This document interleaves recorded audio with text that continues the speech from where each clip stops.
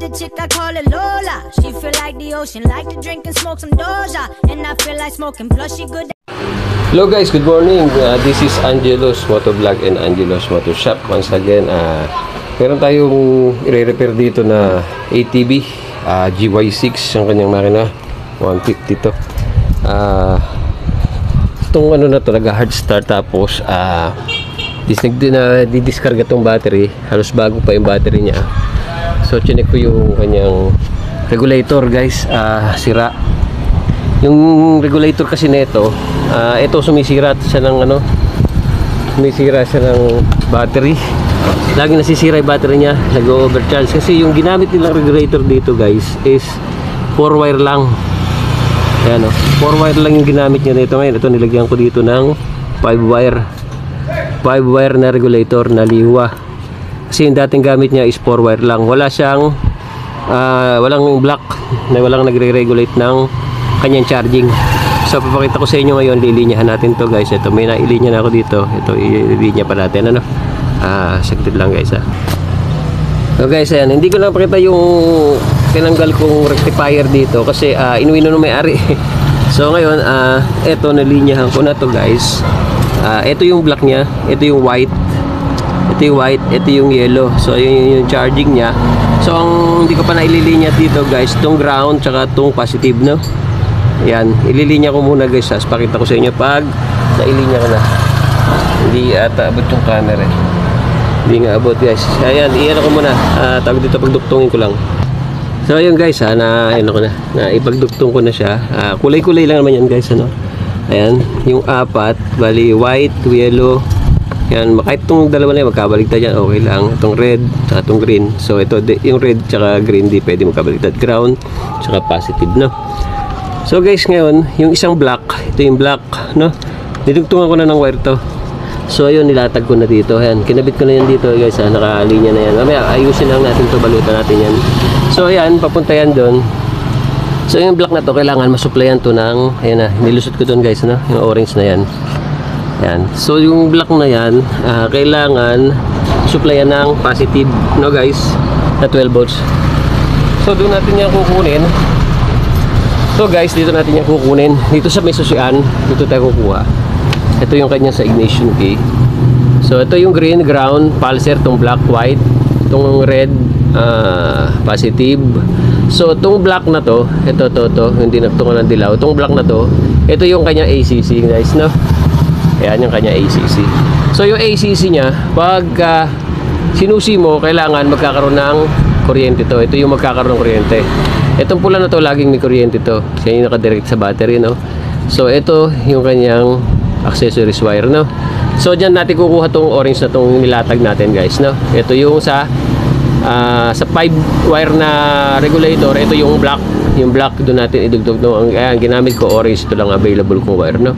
So dyan natin yan idugtong natin dito yan, no guys. Tanggalin ko lang to, tapos idugtong ko. So pakita ko sa inyo mamaya.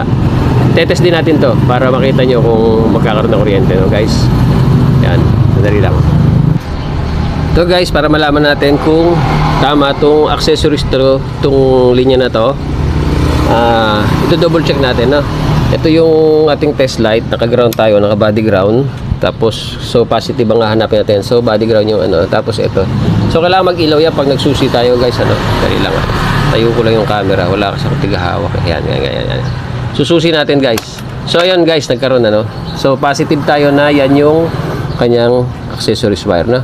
Yan, dyan natin itatap yung ililinya natin ito, no? Dyan natin itatap guys, ha? Yan, ititap ko lang guys, pakita ko sa inyo pag naitap ko na, ha? Ito guys, splice natin ito, no? Pupunan lang natin ito. Sobrang haba eh. Tapos tap na natin dito. Yung kanyang pagkakalinya niya dito, nakaganon lang, oh. So ulitin natin. Kailangan masikip yung mga duktungan ng ating mga wire, no? Para hindi nag-lose connection. Kasi pagkaban haluwag, nag-lose connection. Ayan guys, pinalitan ko na. Magsamahin na natin ito. Saka natin. Tapos balutan natin ito. Dapat masikip guys. para ano, hindi naglulus contact. Kasi pagka maluwag yung ating linya, nagkakaproblema yun, umiinit yung mga wiring. So balutan na natin ito. Gusto na may-ari ito, irekta ko na. Check natin mamaya kung saan nagagaling yung ano. Kasi dito na minsan namamatay nung kanina inano ko, ayaw dito nagkakaproblema. Saka pag pinatay nyo yung susi, ayaw mamatay. Chinek ko dito, loose contact dito. So, i-ayos natin ito. Lahat ng bugtungan na ito. Maluluwag yung ano niya, connection niya guys. Kataw-taw lang hindi masyadong naka-splice. Gagawin natin, splice na natin ito kung maayos. Bigyan na natin ito mga ano na ito. Magkakaroon ng loose connection yung sa kanyang susian, napakalipis na pala ng ngayon. Local lang yung kanyang ano, susian replacement. Napakalipis ng wire.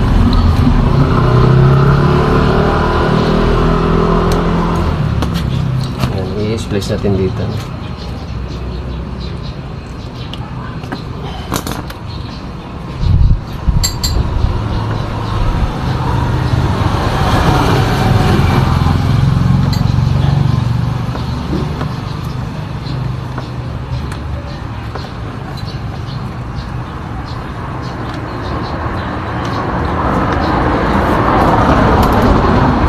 Balutan ko na lang to guys, tapos may papakita ko sa inyo yung ginawa ko kung okay na siya. Check ko lang lahat ng kanya connection kasi yung unang naglinya hindi pa niya inano, dapat inano na to, inikpitan yung mga kabit kaya lumuluwag nakaganon lang, tapos ganyan lang. So dapat naka-splice na. So ang gagawin ko, puputulin ko na ng mga connection na to. Splice ko na ng maayos para kapit na kapit siya dun sa wire. Maganda yung nagkakabit ko niya. So guys,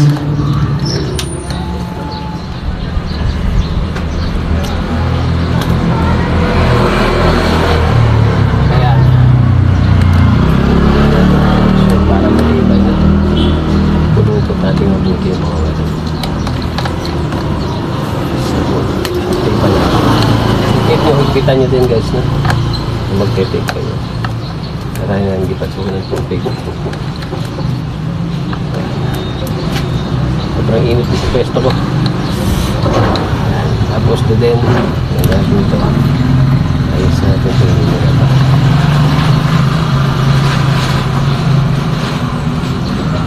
Putulin ko na ito guys, tapos slice natin ng bago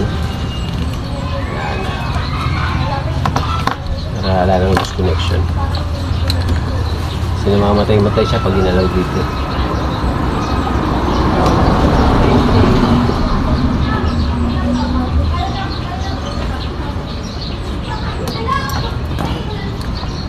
Ito yung kanyang ground yan ang nakikita.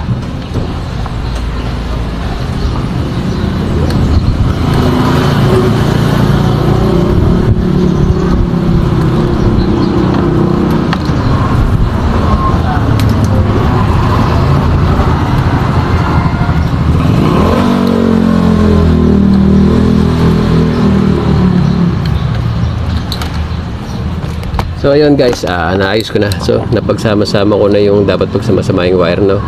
Ayan. Yung ibang kulay dito, wag niyo nang ito dinugtong lang yan, sinudlong lang doon, ano. Para talagang kulay na original dapat dito magagaling yung pagkukunan niyo. Ito pulser, ito ground. Itong pulser black white, ito ground green. Itong itim ACC accessories, tapos positive yung pula, no. So yun yung standard. So yung papunta dito, ibang wire na yung ginamit, okay lang yun, ano. Ang importante, ito sundan natin, ano. Yun yung pinaka standard color coding, ano, ng GY6 tsaka Honda, ano. Parehas lang yan, ano. Basta China motor, yan ang standard niya, ano. Okay. So guys, ayun na, nailinya na natin yung ano dito, nailinyahan na natin yung black wire ng regulator. Kaya lang orange yung ginamit ko kasi ito yung available ko, no. Yung dulo niyan doon sa regulator is black, no. Ilagay natin dito sa ACC niya, no. So guys, ayan na. And i-start natin para malaman natin kung mag-charge na yung kanyang battery, and then check natin yung kanyang battery kung papalo na yung ating voltmeter dito, no guys. Ito yung kanyang battery, no. So start natin. Start ko muna guys, no. Dito lang siguro para makita nyo.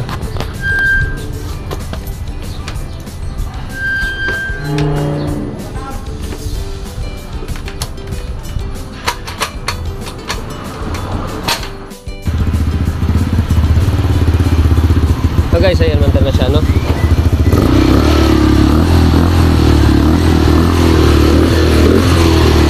So ayan guys, mandar na, no. Mandar na natin mag-charge yung baterya, tapos check natin kung meron na. So medyo busi-busi na siya. So guys, check natin ngayon kung gaano yung charging niya, no. Ayan, check natin kung gaano yung kanyang charging. Bago na yung regulator niya guys, yun nga, nakikabit na natin dito. Yan na, ano, nakita, no. So ngayon, i-test natin yung kanyang, kung gaano palo ng kanyang charging, no. So guys, ayan, nakikita nyo halos nagpo-40, no. Nagbabala-bala lang, hindi mag-stable yung kanyang minor. Guys, lang natin mabuti. Medyo napakaliwanag kasi.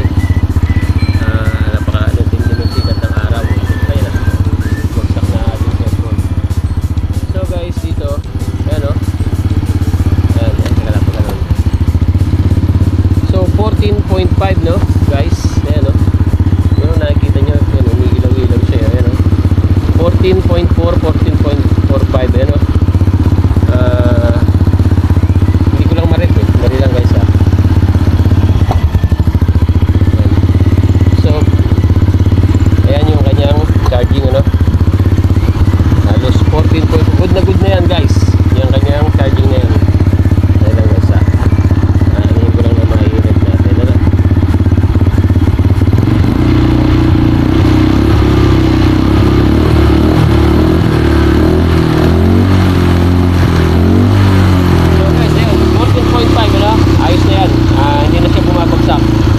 Kahapon nung chinek ko to, halos ang ano lang, ang bigay lang ng kanyang charging 8 lang, 8 to 9. So good na yan guys. Magkakarga na yan, pa-under lang natin. Tapos i-check natin ngayon yung kanyang automatic starter, no. Kaya lang natin muna ano, kumarga yung baterya.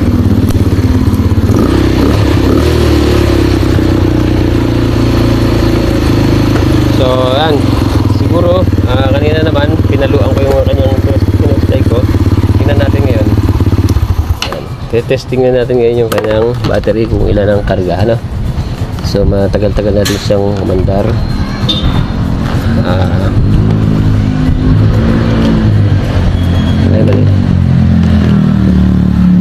So ayan guys, madilim lang, ano? 12.8, no? Ayan, sana nakita sa camera. 12.8 ang kanyang palo, no? Ayan, no? 12.8. Ayan, 12.8 na. So i-start natin, ano? Siya natin. Start natin. Ayun guys, okay na guys, mandar na sa starter, no? Ayan na. So ayan, GY6 150 ang kanyang ano, ATP type ang kanyang conversion, ano. Maliit lang to dati, kinonvert lang, no? Kinonvert lang may-ari. So ngayon ayos na to. Ito linya, atong linya na to, wala na, hindi na siya nawawala guys. So ay galawin ko, hindi na siya nawawala. Nung nakaraan bago ko gawin, so pag ginanigito mo, biglang namamatay. So ibig sabihin yung linya dito maluluwag. Ngayon wala na, no? Tapos pag pinatay natin siya sa susi, so ayun guys, namamatay na siya, no? Okay na guys, no? So lumuwag yung mga connection niya dito. So ngayon, start uli natin. Yan. So okay na guys, ano? Siya nga pala, for sale yan. Binibenta ng may-ari. May kursunada dyan. Usap na lang tayo sa price, comment down below. Ayan guys, no? Ayos na siya. Ganyan lang magpalit ng kanyang regulator. Ang regulator na nyo 4 pin, ay 4 wire lang ang ginamit niya, 4 wire. So pinalitan ko ngayon kasi nga yung 4 wire wala siyang regulate, walang itim na ganito yung nagre-regulate nung kanyang charging. So ang nangyayari, lagi nag-overcharge yung kanyang battery, so nasisira, no? Nasisira. Pero ngayon, gawa nga ng may regulate, yung regulator na ginamit natin is yung Liwa na 5 pin, 5 wire 1, 2, 3, 4, 5. Ito, nare-regulate na yung pasok ng kanyang kuryente, no? So pag puno na yung battery, mag-automatic na, hindi naman siya magcha-charge. Ngayon, pagka naubos na yung charge, tsaka siya magcha-charge. So ganun lang yun, ito kagandahan nung may black wire, no? Yan, yung pinaka-regulate ng kanyang charging. So guys, pabalutan ko na to para maayos na yung mga wire niya. Tignan, no? So ganyan lang guys, ha? Sana may natutunan kayo sa video na to guys. Kung may mga comment kayo, please comment down below. And kung nagustuhan nyo naman, paki-subscribe, paki-like and share para marami pang makapanood ng mga ganitong klaseng paggawa, no? Salamat na marami. This is Angelo's Motovlog and Angelo's Motoshop. Again, bye.